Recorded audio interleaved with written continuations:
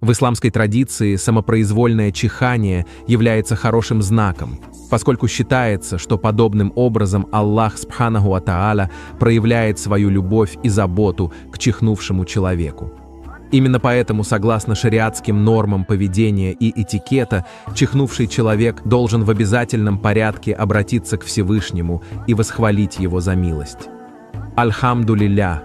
Находящийся рядом мусульманин должен сказать «Ярхамук Аллах», что в переводе значит «Да смилуется над тобою Аллах». Чихнувший человек, в свою очередь, отвечает «Яхдина ва яхдикумуллах», что значит «Да наставит Аллах на истинный путь и нас, и вас».